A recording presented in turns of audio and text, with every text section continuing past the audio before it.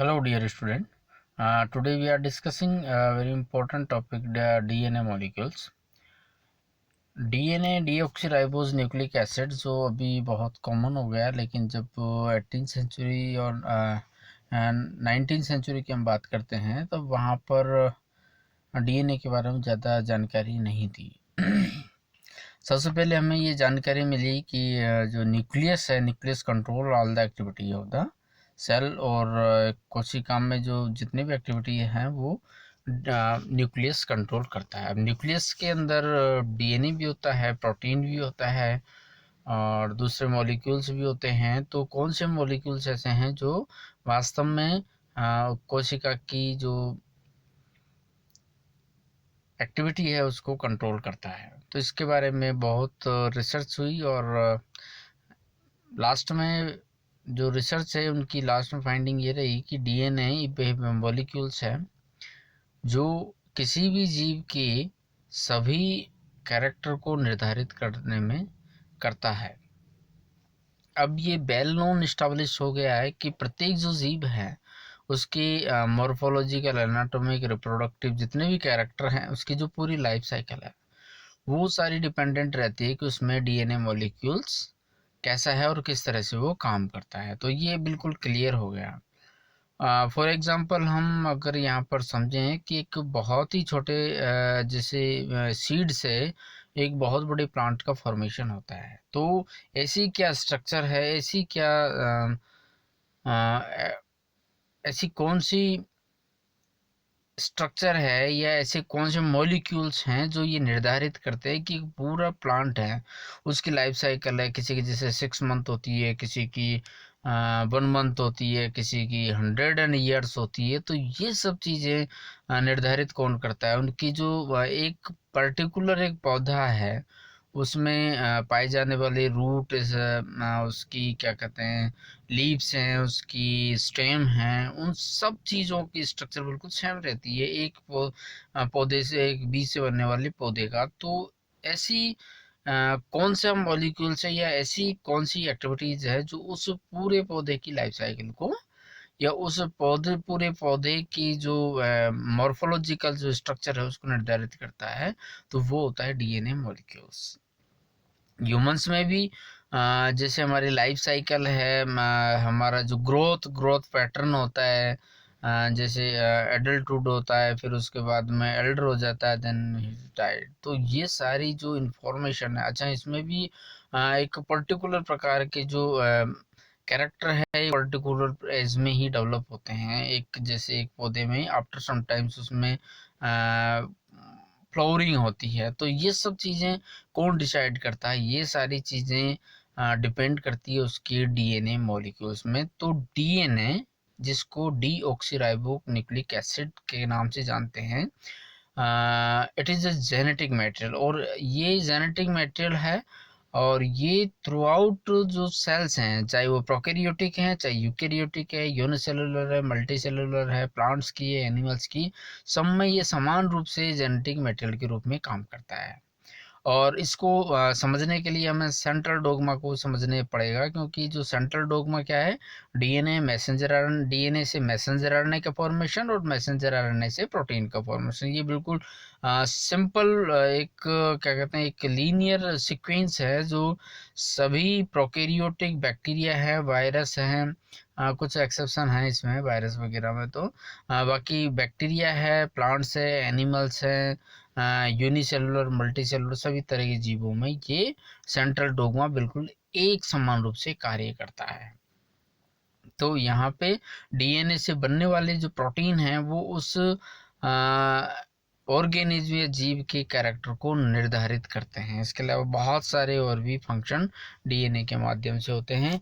लेकिन डीएनए क्या है, एक जेनेटिक मटेरियल है, ये बिल्कुल वेल एस्टेब्लिश हो गया। लेकिन इसकी जो हिस्ट्री है, इसकी जो डिस्कवरी है वो इतनी आसानी नहीं रही। इसमें पहले अलग अलग थॉट थे, अलग अलग वैज्ञानिकों का अलग अलग प्रकार से सोचना था। कोई कहता था प्रोटीन जेनेटिक जो करेक्टर है उनको निर्धारित करता है, कोई किसी की थ्योरी क्या थी।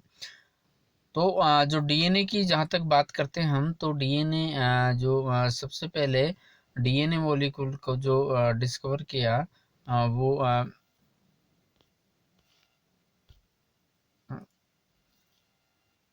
इन 1869 में फ्रेडरिक मीसनर जो स्विस रिसर्चर थे, उन्होंने सबसे पहले डीएनए की खोज की, डीएनए को आइसोलेट किया।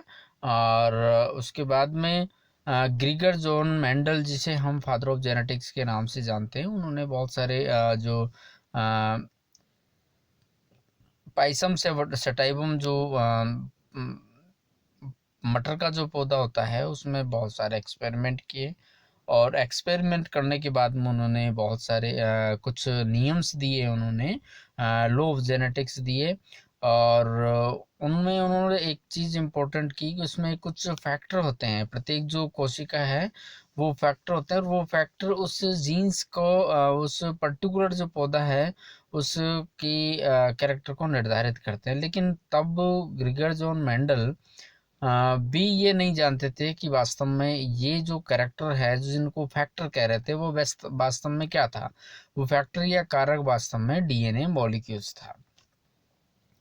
देन उसके बाद में एल्ब्रेट जो कौशल है, वो जो एक नोबेल प्राइज विनर हैं और जर्मन बायोकेमिस्ट थे, उन्होंने डीएनए को नाम दिया, डीऑक्सी राइबो न्यूक्लिक एसिड उन्होंने नाम दिया, and identify nuclein as nucleic acid, or he also isolated those 5 nitrogen bases, adenine, cytosine, guanine, thymine और यूरेसिल भी उन्होंने आइसोलेट किया।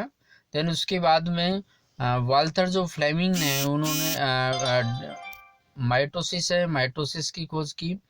और माइटोसिस की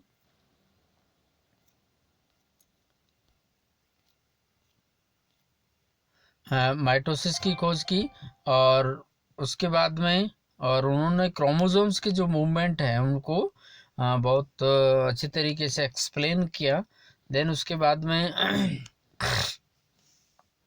बोवरी और सट्टन ने क्रोमोसोमल थ्योरी और इनहेरिटेंस दी। उन्होंने बिल्कुल क्लियरली ये डेमोन्स्ट्रेट किया ड्रोसोफिला और इन पे एक्सपेरिमेंट करके कि जो ऑर्गेनिज्म है, जीव है, उसमें जो उनके जो कैरेक्टर हैं, लक्षण जो निर्धारित करते हैं, वो उसमें उपस्थित क्रोमोसोम या गुणसूत्र उनके कैरेक्टर को निर्धारित करते हैं। देन उसके बाद में 1900 में ही मेंडल्स की लॉ, जो मेंडल्स ने जो अपने नियम दिए थे, उनकी रीडिस्कवरी की गई बाद में लोगों ने, क्योंकि जब ग्रिगन जॉन मेंडल ने काम किया था तब उनको इतनी रिकग्निशन नहीं मिली थी। लेकिन जब 1900 में उन्हीं के सेम एक्सपेरिमेंट अलग अलग जो साइंटिस्ट ने किए, देन उन्होंने पाया कि ग्रिगर जॉन मेंडल ने जो एक्सपेरिमेंट किए थे, जो लॉ दिए थे, वो बिल्कुल करेक्ट थे और बिल्कुल सही थे। तो इसके बाद में फिर जॉन मेंडल के जो नियमों को एक्सेप्टेंस मिली और उन्हें फादर ऑफ जेनेटिक्स का खिताब भी उसी के बाद में दिया गया। देन उसके बाद में 1944 में ओस्टबार्ड एवेरी ने डीएनए उन्होंने कुछ बैक्टीरिया पर उन्होंने काम किया, और स्यूडोमोनास बैक्टीरिया पे, और बैक्टीरिया पे काम करते हुए उन्होंने पाया कि जो बेसिक जो मॉलिक्यूल्स हैं, जो एक कोशिका से दूसरी कोशिका को एक पर्टिकुलर कैरेक्टर देता है, तो उसमें जो मॉलिक्यूल्स जो उसके लिए रेस्पॉन्सिबल था, वो डीएनए मॉलिक्यूल्स था। देन उसके बाद में एरविन चारगोफ ने चारगोफ रूल दिया, और उन्होंने बताया कि एडेनिन और प्यूरिन और पिरिमिडिन्स की जो संख्या है वो बिल्कुल समान होती है। ए टी और जीसी वाला रूल उन्होंने दिया। उसके बाद में बारबारा मैक्लिंटोक ने 1940 में जंपिंग जेन की कंसेप्ट दी, और उन्होंने बहुत सारी चीज़ों को एक्सप्लेन किया किस तरह से जीन्स काम करते हैं। देन उसके बाद में रोजालिन फ्रैंकलिन, जिसको dark lady of DNA discovery कहा जाता है, और उन्होंने अपने एक्सरे क्रिस्टलोग्राफिक जो एक्सपेरिमेंट है उसकी थ्रू ये बताया कि डीएनए की जो स्ट्रक्चर है वो हेलिकल होती है, डबल स्ट्रैंडेड डीएनए मॉलिक्यूल्स होता है। और बिल्कुल लास्ट में इन 1953 में वाटसन और क्रिक ने डीएनए का एक मॉडल दिया और उस मॉडल में उन्होंने डीएनए के डिफरेंट जो काम हैं उनको भी एक्सप्लेन, बहुत ही ब्यूटीफुली एक्सप्लेन किया। और इसलिए इसको Watson Crick model of DNA कहा जाता है। इसलिए इनको आगे जाकर के इसमें विल्किंसन के साथ में इन्होंने नोबेल प्राइज भी इनको मिला। तो ये डीएनए मॉलिक्यूल्स की हिस्ट्री हो गई। देन उसके बाद में we will discussing about the character of DNA molecules.